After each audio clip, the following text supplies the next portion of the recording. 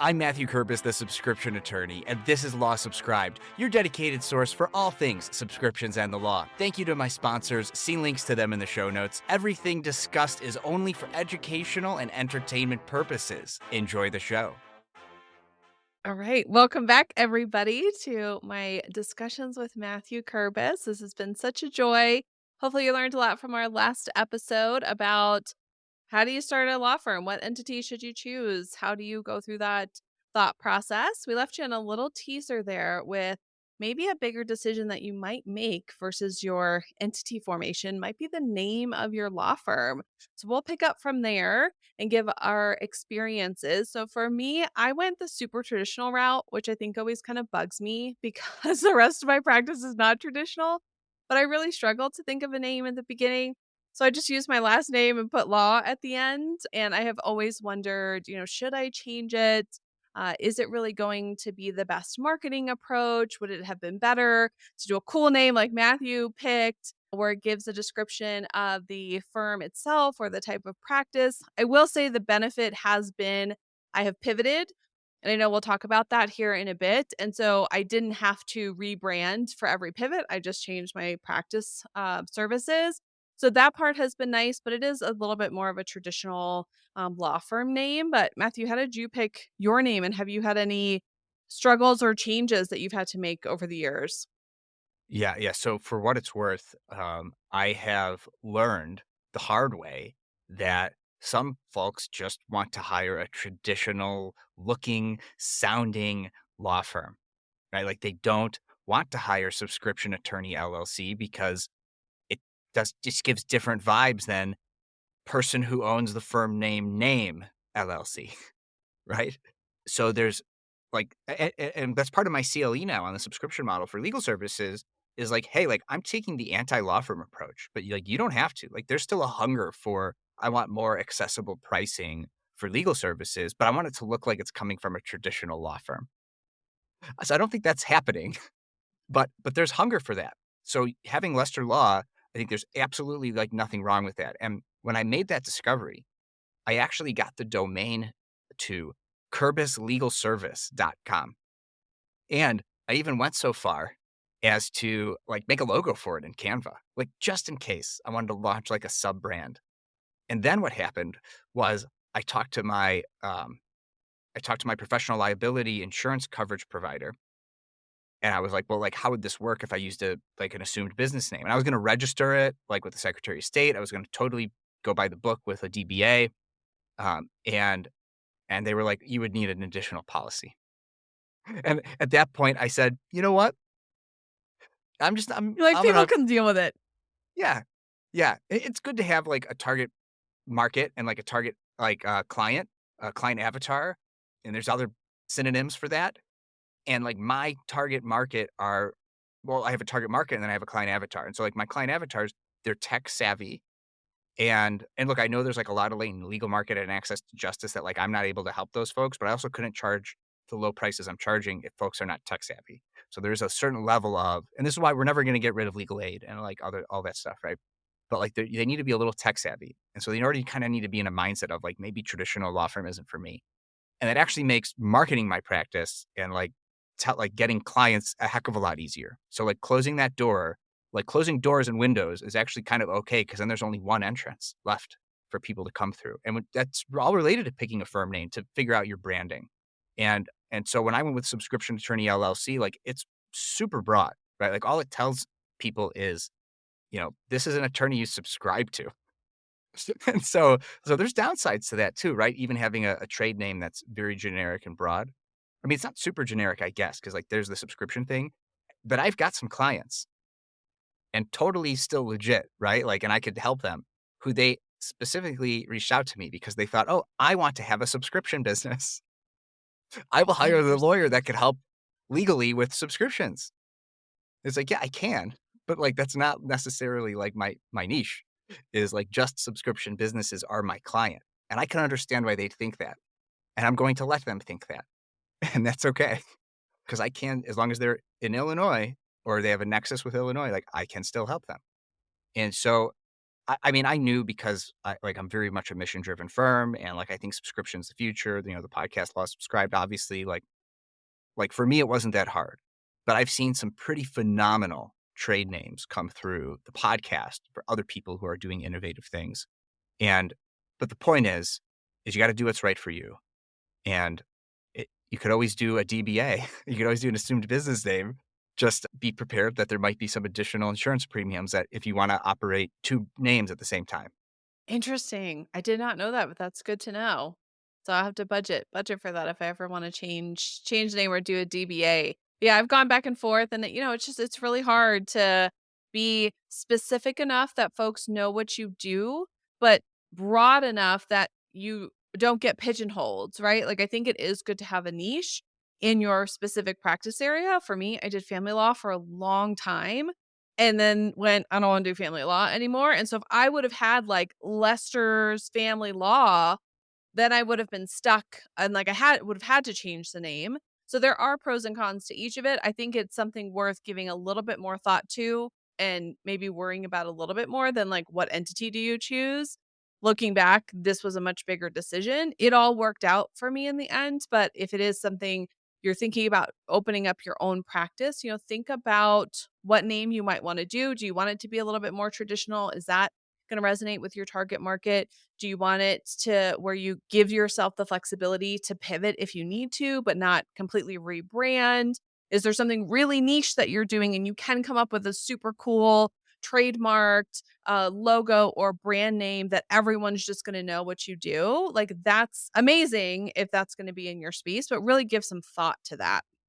You just said a really important word, trademark, right? Like, we are not IP attorneys. I mean, you're not an IP attorney, I don't think. No. Now we know IP attorneys, right? And I've referred clients routinely to IP attorneys, and I bet what they would say is they would say something along the lines of like, "Don't pick a name that someone else has a trademark to."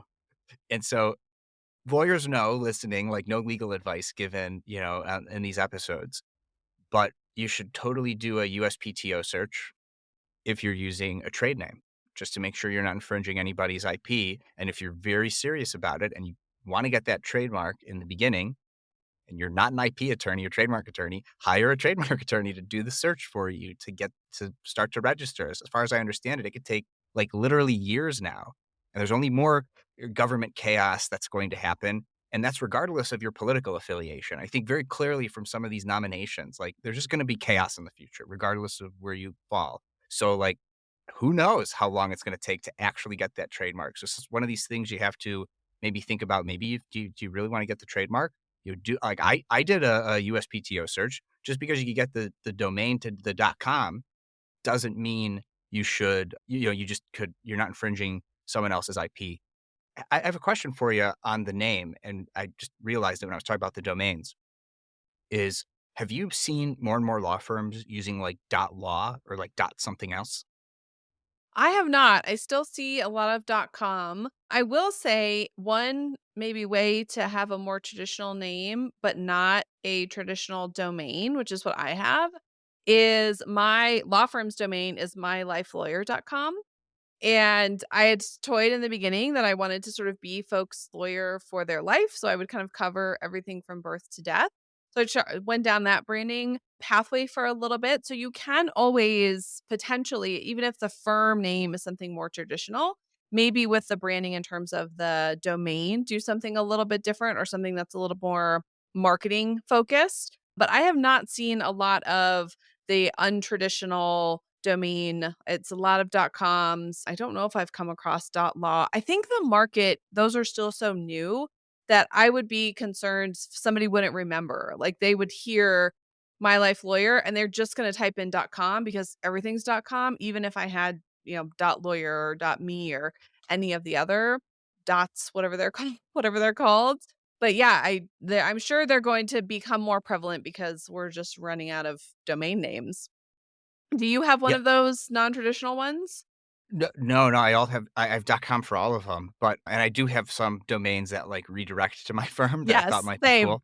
Yeah. Yeah. So, but what I've seen is exactly what you said, Lauren. Like I was at like a closing once, and the closer was trying to email the other firm, and they kept putting the firm name.com. It was like nameoflawyerlaw.com, but it was no, like their URL, it was nameoflawyer.law, not lawyernamelawcom. And so none of the emails were going through. And we Yeah. were like sitting around like, and we're like, what the heck is going on? And like and so like you could run into problems like that. That doesn't mean like you have to get a .com. You just have to like it's just an extra thing for you to worry about now. I think My Life Lawyer would be a great trade name for you, Lauren. I'll Because here's have the to think thing, about it. there's no such thing as life law, right? Like, there's no practice area that, like, if it was like My Family Lawyer, different story, Yep. right? But like life lawyer, it's a good thing we're recording these in advance of publication so you could go do exactly what we were talking about and check the USPTO and see if there's anybody who's claiming that. Because that, I think that's great. And, maybe I mean, I don't know, like, do we just lean into this now and you see, like, the fact that you pivoted and you didn't have to change your name? Like, I think we should talk about the pivot too because, Mhm. like, talk about what you're doing now, and I think life lawyer super applies to that. Yeah, I got very lucky. This is totally fortuitous, so I don't want anyone to think I had some serious forethought here. It just all kind of worked out, which is to say some of these decisions, yes, give more intention to, but at the end of the day, just roll with it and it will be okay. None of these is life-changing or gonna ruin your business if you really give it some intentional thought. But yes, I decided to truly pivot away from contested family cases. I have done my 9 years of service and thank you so much, but I do not want to be in that space anymore. So now I handle death and taxes. So everything that's going to be certain in life and prenups on my other favorite. So I always tell folks that I help protect what matters most now to people. So to be able to plan their estate, get their prenups to protect their assets, or to deal with any tax debt that they may have. Speaking of the IRS, like we did last episode, not paying those and they come knock in to be able to find a solution that lets people sleep easier at night. So, really is still those kind of major life events that all of us, for the most part, right, are going to have to deal with. And so, it really did happen nicely that it worked out, but it was not planned that way. But I do think if it gave me the ability to pivot without having to rebrand, which I think would have probably prolonged the process even more than it took me to actually finally make the decision. Yeah, and hey, look, I think what my insurance company told me about, like, needing another policy, maybe the guy was just trying to sell me another policy. So, yeah, like, if you truly transition, like, if you're like, "Okay, like, this is gonna be our assumed business name," because that's another thing, and every jurisdiction is different, but at least in Illinois, like, when you pay to have an actual registered assumed business name, just legal information, um, like, you could just totally pivot and just go by that business name now. And there are some industries in particular in Illinois where if you don't put what type of entity you are afterwards, it's actually a violation of that particular act. And so even if they want to use their business name without LLC, without Inc., without whatever next to it, they have to pay the 150 bucks or whatever it is to get that assumed business name to use it without the particular entity designation at the end. And so, like, have helped clients do this before. So, like, if you make I'm just thinking broadly here, not necessarily just you, Lauren, but like any listeners, like if you pick a name and you're like, shoot, like you don't have to go and form a whole new entity. And there might be tax reasons too, and there might be liability reasons too. But you could possibly just do a registered assumed business name and just start going by that name and pivot everything and just let your insurance provider know that you're now going by this name. All current clients have been notified, past clients have been notified, future clients will be notified. And if maybe that way you could avoid having to pay multiple premiums. If ultimately like the insurance broker says, yes, you'll need multiple premiums if you're going by two names simultaneously. I think you got to do it. I think it's great. I think it's a great trade name. You I'm got gonna look into it my now. votes. Yeah. So at time of publication, who knows? You might look up Lauren and it's My Life Lawyer is the firm. And you might I mean, look, you might want the flexibility to do both, I don't know. I've definitely thought about that. I've thought about in certain situations, I may have missed out on a bigger client because I don't have, like, a traditional sounding law firm name. In fact, like, I know for a fact there are 2 clients that, like, didn't wanna hire me for that reason because they didn't want the opinion that they were getting, like, 'cause all my prices are public, like, an affordable lawyer, like, as their lawyer. And what I told them is I said, "As soon as the other lawyer that I'm talking to sees, like, my firm model, they usually, after we've resolved the dispute, they say, 'So recurring revenue.' Like, that sounds interesting. Tell me more about that." So there's something to, like, a traditional looking law firm and maybe having multiple brands. The second law firm I worked for as an attorney had tons of brands. And so there are different ways to approach it, right? Like if you're willing to if it makes financial sense and you could get the right clients, he had a whole separate bankruptcy brand for people being people's bankruptcy attorney versus a traditional sounding like law firm with his name in it to handle other matters. So it's done. It's something that law firms do. So when you pivoted then, because I pivoted too when I started my own practice, what how did you figure it out? And like, what was the timeline? Like, certainly, like, you thought about pivoting way before people who know Lauren, like, we're not gonna think that you just, like, one day you're like, "Okay, I'm pivoting," and the next day, like, you've done it, right? So, Correct. walk us through that process because I think there are some big law attorneys. In fact, I know for a fact there are big law attorneys who wanna leave that life and start their own practice, but they may have to pivot, and so learning, like, actually, like, when was the first thought? Then what did you actually do to prepare, and how long did that preparation take? Let's hear it all. Yeah. So this started for me, I'd probably say in 2020. It may have coincided with the rest of the stressors of the world at the time, but it really started as a quiet whisper of just sort of, I had one case that, oh, every time that email came up, it was like, oh, the dread. I have to deal with this. It's that one opposing counsel. But I would just tell myself, it's just this one case. Like, we're just having a bad day. Once I get through this case, it'll get better. And I just found myself doing that over and over again. It wasn't just the one case. I would get a new case that seemed promising, and it would be another opposing counsel that I've had that same level of dread. So it all kind of came to a head for me in 2021. I had my youngest daughter was just over a year old. She had been diagnosed with RSV and she was hospitalized for a few days. And I had this one particular case with this attorney that was pushing the gray in terms of ethical behavior. But I had this case that had an emergency come up that felt manufactured, but that's beside the point. And I remember sitting in the bathroom, crunched on the I think it was a tub of the hospital room, like, on a call with opposing counsel, thinking to myself, "We shouldn't be having this call. This issue shouldn't even be here. Like, this is all kind of BS. You're just making up stuff because this is how you bill," right? We go through sort of all of that. And I just remember looking at the door going, "What am I doing? Like, my baby is in a hospital crib. I didn't even know those existed with tubes all in her nose and she's feeling really sick and I'm dealing with, this person in this case." So that really was when that whisper becomes kind of a slap in the head of like, "Wake up. This isn't working." And I had a few of those moments. Like you said, I am not one to make a decision one day and then completely change everything, but I needed a few of those I've had moments where I've hung up mediations and literally just the voice went, "I don't want to do this anymore." And I got to the point where I almost left the profession of just, I think this is what it is. This is what being a lawyer is. I guess this isn't for me. Maybe I should just close up. I went for a walk once. I remember thinking, okay, what else could I do? Like, could I go back to project management or maybe I'll do event plan. I mean, those were the thoughts kind of going through my head.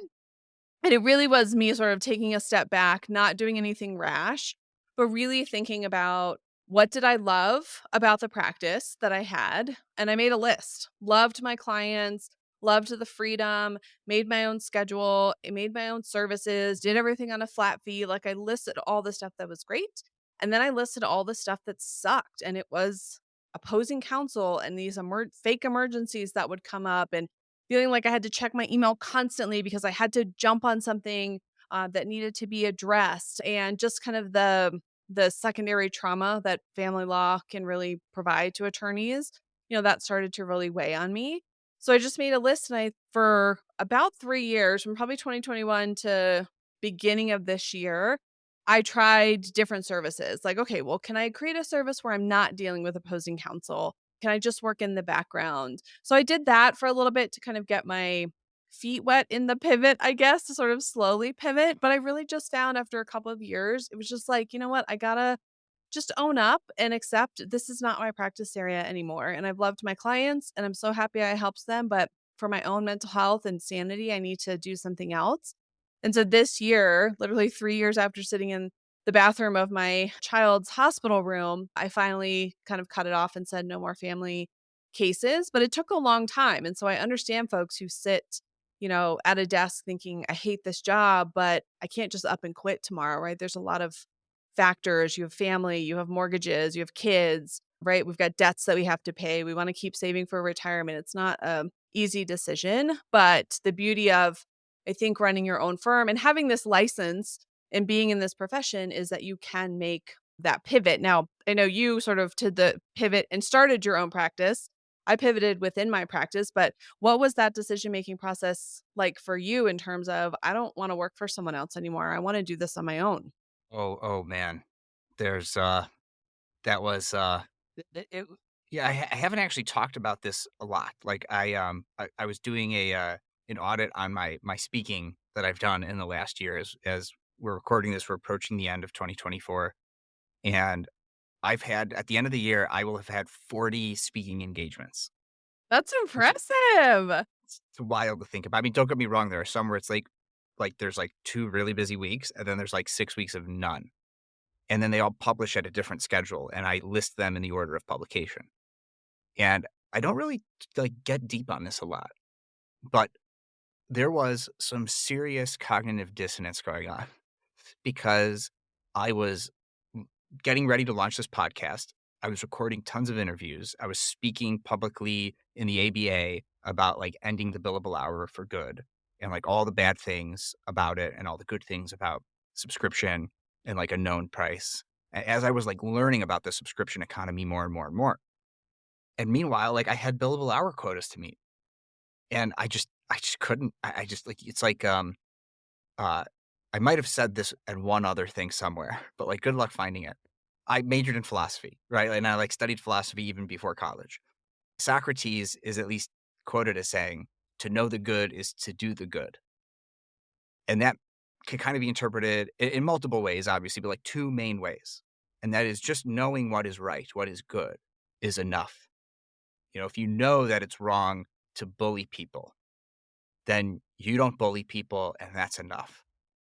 Another way to interpret that, the way that I interpret that, is to know the good is to do the good means when you know what it means to be good, to do what's right, you must do that thing. When somebody's being bullied, you don't just not bully, you step in and you stop it from happening.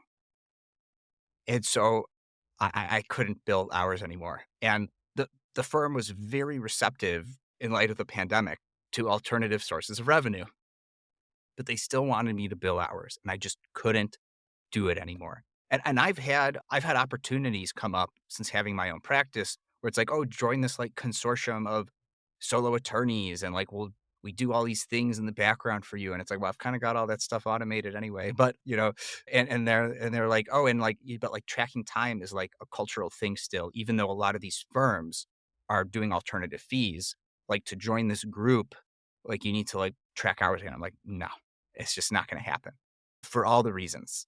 Listen to the 100 plus episodes of Love Subscribed and you'll know, or my 40 plus interviews and you'll know, just for 2024. So I just kinda had to.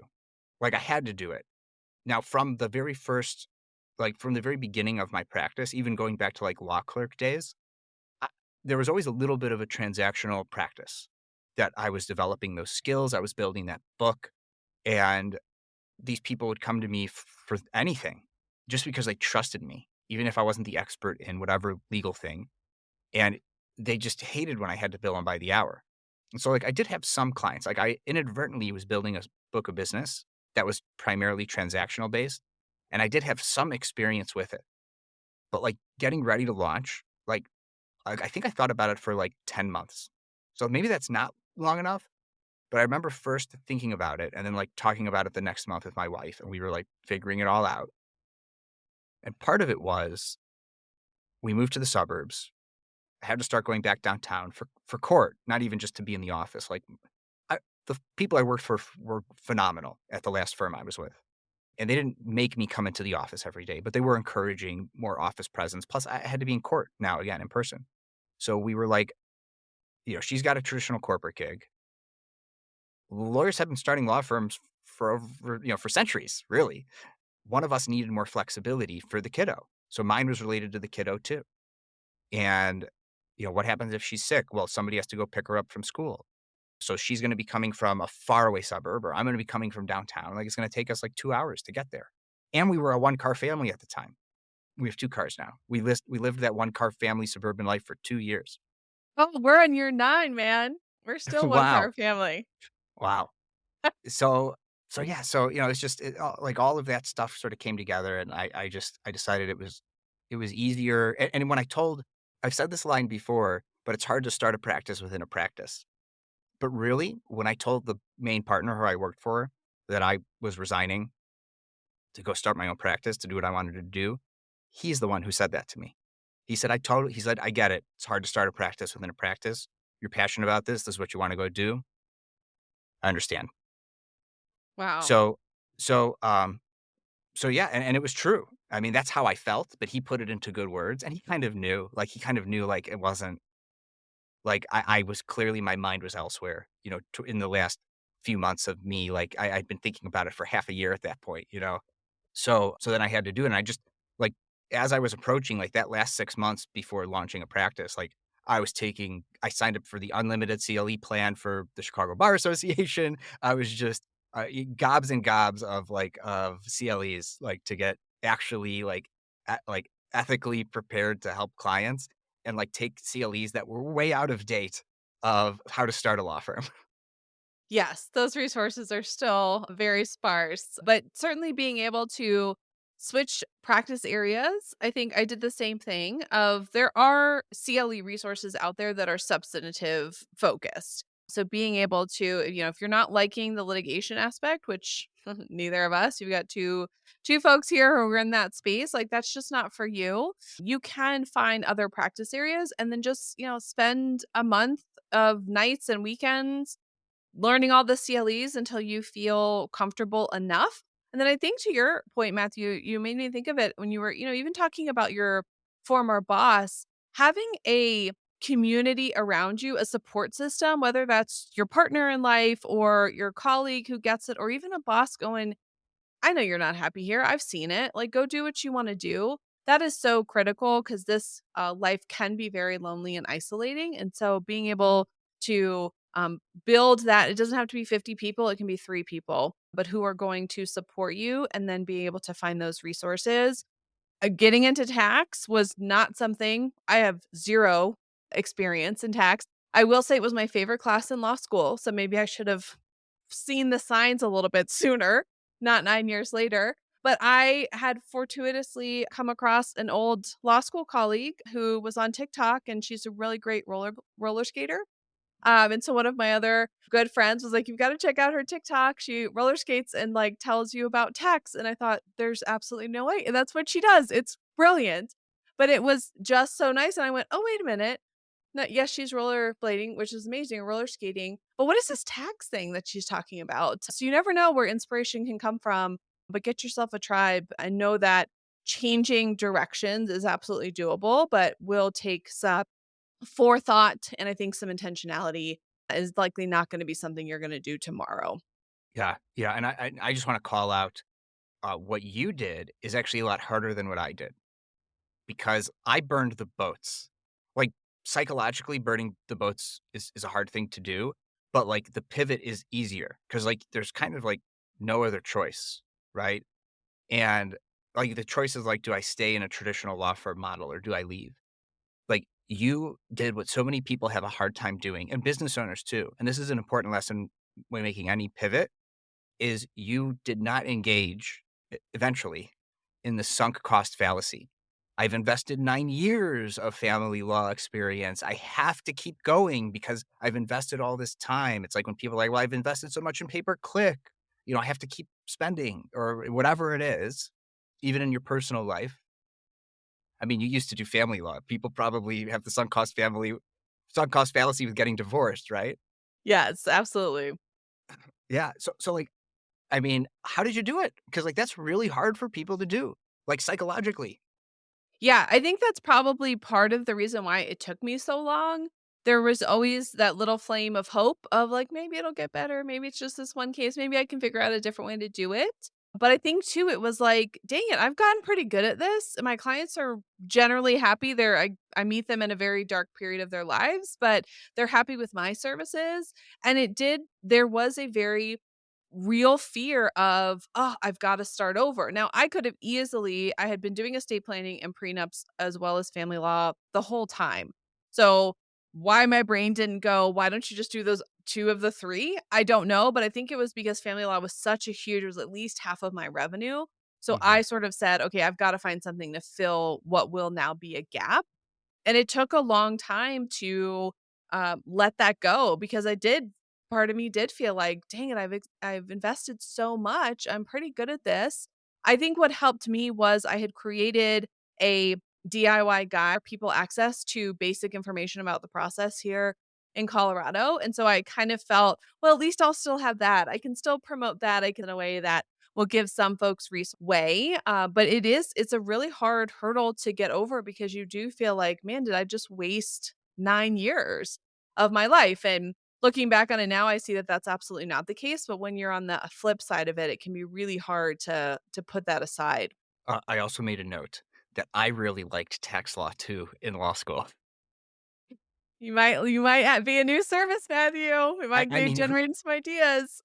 to me, it's just like, who likes tax law? Like, I was like, "What's wrong with me? Like, why do I like this so much?" I Oh, think it I just says loved it. something about it's, like, about the person, though, like, there is, like, a type of person that, like, kind of likes tax law. I've always now this makes sense, Lauren. I've always gotten along with people who liked tax law in law school. That should be your litmus test now when you meet someone new, like, "Do you like this?" Or, like, I'm getting a feeling like, "Hey, we're getting along. Hey, do you like tax law?" You never know, that might be the key. Yeah, yeah, well, alright, so how are we wrapping this up again? Next time on, Until next time, I don't remember what we said. You can um pivot. You can do it. I think that's the lesson of our of our episode here is it's absolutely doable no matter how you're coming at it, but it's just something you want to do with real intentionality because it is not a light decision, but it is doable. Yeah, and while this is a series on how to run a law firm in 2025, it's not like a startup podcast. There are some great examples in the startup world of startups that we all know and love that weren't doing the original thing that ended up making them successful. They pivoted their business. And so it's definitely a thing in startup land. And there's tons of other podcasts that you could listen to and stories you could read about where like a company pivoted from one type of thing to a different type of thing. And that's what made the difference. And so whether we're pivoting our names that we choose for our firm or pivoting our practice areas or something else, that's the takeaway here is it's okay and it might be significantly better. Okay, I think that's pretty good. I think that's good. Perfect. And that's a wrap. Thanks for tuning in. Make someone's day by sharing this episode with them. The best way to get in touch is to follow and message me on LinkedIn. To get extra content, subscribe to the newsletter at www.lawsubscribe.com, where you can also become a paid subscriber to get episodes and content early. Until next time, this is Matthew Kurbis with Law Subscribed.